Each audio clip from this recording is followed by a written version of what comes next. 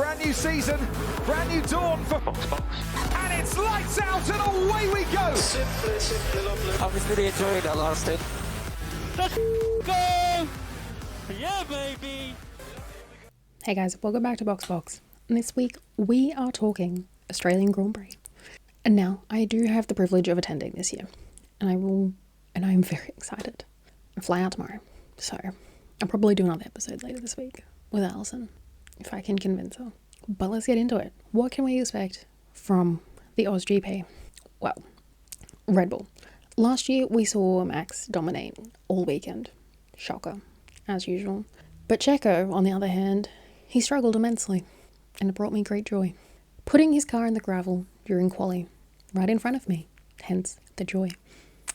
And he earned himself a P20 start. Like it was his first flying lap of quali, and he puts it in the gravel in front of me. Like I'm disappointed that I feel bad for him that he crashed out, kind of. I was just glad that it happened in front of me. But that P20 start is exactly where he finished, because he did get caught up in the carnage that was.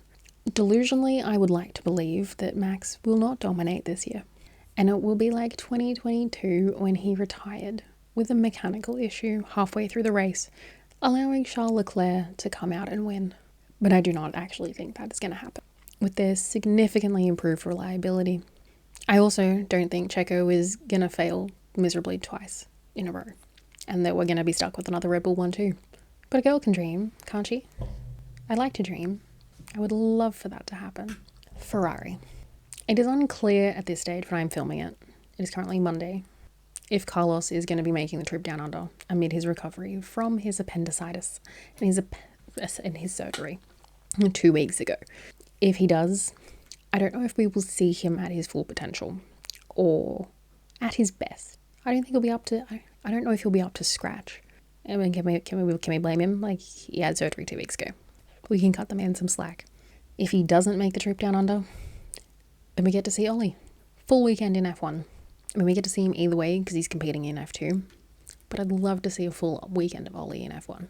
As for Charlie, Chucky, Cha-Cha, whatever we want to call him, I think he has the potential for another podium.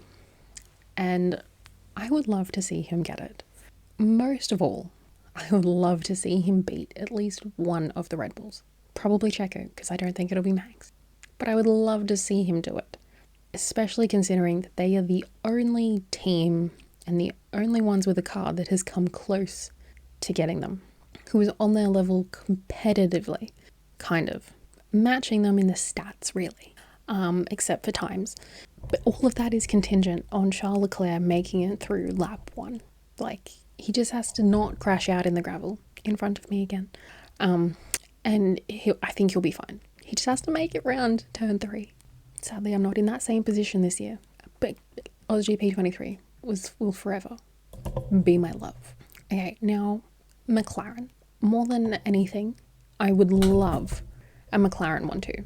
With Oscar Piastri getting a win or a podium at his home race. And I will happily sacrifice the Ferraris and the Red Bulls to make this happen. Safely, of course. Like, gravel chat, they're beached. No one's, But I'm prepared to make those sacrifices in order to make this happen. Realistically, though, I think they will be strong, especially considering it's OP's home race.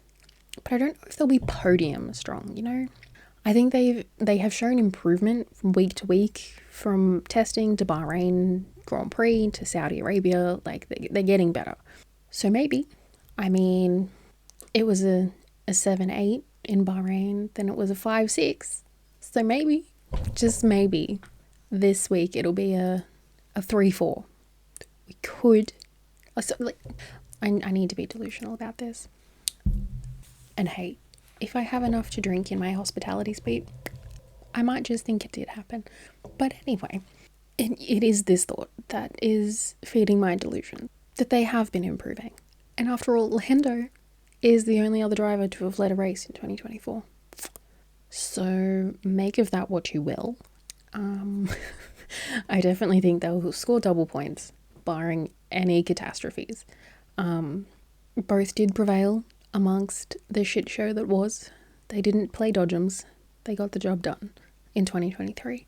they did manage to finish with 2 cars in the top 10 out of the 12 that finished. So fingers crossed. Mercedes. Last year, a mechanical DNF saw George retire from the Oz GP, while Lewis went on to get a podium and finished in P2. So they had 2 very contrastingly different race days. Do I think that they'll be able to get a podium again this year? Absolutely not. And DNFs are always a possibility. Not necessarily crashing, but mechanically. They do have one of the better reliabilities, but it's definitely not Red Bull level.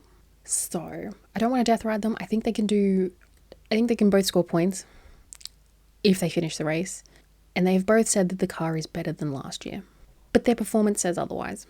Again, I think George is going to be stronger than Lewis. He just seems more in tune with the car, more accepting of it. And I don't know if it's also the team preference of starting to make George their number 1 driver in anticipation of next year. But either way, they haven't really lived up to the hype for me and are going backwards. I mean, they are now P4 in the championship. So we're only going into round 3. So there is definitely time for them to make a comeback. And who knows, maybe they'll turn it around in Melbourne and prove me wrong. I wonder if Marriott Bonvoy serves humble pie, because I may be eating it. Aston Martin. They came out well from the carnage of 2023 GP. They finished with Fernando in P3 and Lance in P4. And I think that they will definitely be wanting to replicate that again this year. I just don't know if they'll have the pace. They seem to have fallen a little bit behind the front runners, to me at least. And they still have a lot of catching up to do. They're sort of, at the moment, they're kind of on their own. You've got the Mercedes, Ferrari, McLaren. They're the top 4. And you've got Aston Martin. And then you've got Haas, Williams, RB, Kick Sauber, Alpine. So they're kind of just by themselves. They're kind of racing everyone. They could be racing the bottom teams, but they could also be racing the top teams. It just depends on where they're at that particular weekend. I do think double points are a potential. They could do it if they keep it out of the walls. Yes, Lance, that was directed at you. But I don't know if a podium is a possibility. I don't know if it's in reach at this stage of the season or at all this season for them. I mean, I'd love to see it happen. I just don't know. If we're being realistic, I just don't know. But anyway, Haas. Now that they have opened their points account, I think that they'll be wanting to add to it this weekend. They did manage to they didn't manage to finish in 2023. So that will be their first priority, I'm assuming. And then it will be points. And after all, Nico does owe K-Mag for the great service that he provided them in Saudi Arabia and the points that gave him. So it's only fair that he return the favour.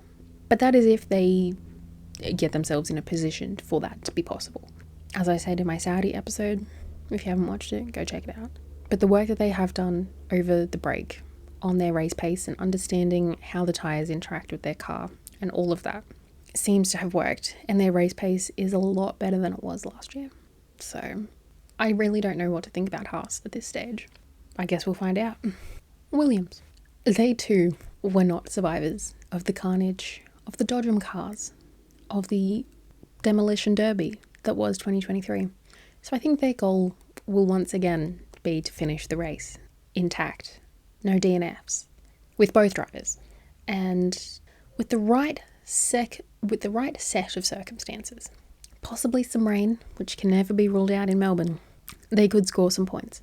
And they were so unlucky to miss out on the points last week, so I think they'll be definitely trying to get some this week. Do I think it'll be double points? Probably not. But I think they have the potential to get at least one car up in those points. Maybe. If everything works out in their favour. RB.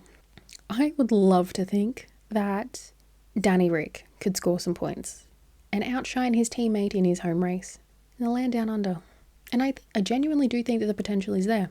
As long as they keep the team rivalry at bay and he doesn't spin of his own accord. Again, last year Yuki was a survivor of the shit show that was, and he rounded out the points positions, beating his teammate at the time who just failed to finish. So bring on a double points finish this weekend. I don't know if it will be double points. It could just be single points. But either way, I think they'll get points. I think they need to get points at this stage. Otherwise, the season is not looking good. And delusionally, I'd love to think that Danny Rick could get a podium, but I do think that is stretching it. If I'm being realistic. And I hate being realistic. I love being delusional. Kick Sauber. Last year, they did survive. Both got through unscathed, but they only scored points with one car. Like, out of the 12 that finished, they could only get one of the cars in the points. Make that make sense. But anyway, they just don't fill me with a great sense of confidence or inspiration or any sort of hope that they are going to make a difference whatsoever in the outcome of this year's race. They are perpetually backmarkers with moments of mediocrity. And I do not see that changing until Audi take over in 2026.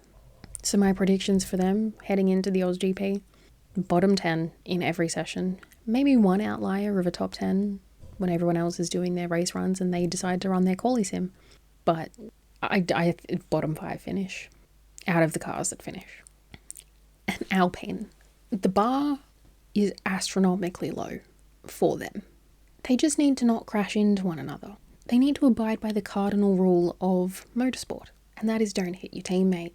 If they can get both cars to finish, I think that will be classed as a successful weekend. Even if it's just, even if they don't crash into each other, if they can just get both over the line. No mechanical issues, no reliability issues, no putting it in the wall, no gravel traps, none of that. I think that will be classed as a successful weekend, regardless of where they finish. But in the event that they do get both cars across that finish line, I don't think they will score any points. Simply because they haven't given me any reason to think that they are capable of doing so, or that they have the potential to do that. They've had rare instances in the past 2 races where they've been competitive. Like, Esti Besti was making some overtakes in Saudi, but he didn't really make much of an impact. He wasn't fighting for points positions. And overall, they're just not consistent. And I don't think that this is the weekend where the comeback begins. And I don't even know if there will be a comeback. But I did say that about McLaren last year, and I was proven wrong. So, again, could be eating humble pie. But, yeah, that has been my AusGP preview. Make sure to keep an eye on the socials for all of my AusGP content this week, starting Tuesday, when I fly out, and carrying through till next Monday. So, thank you for watching. Thank you for listening. Thank you for being here. This has been another episode of Box, and I will catch you guys in the next one. See ya.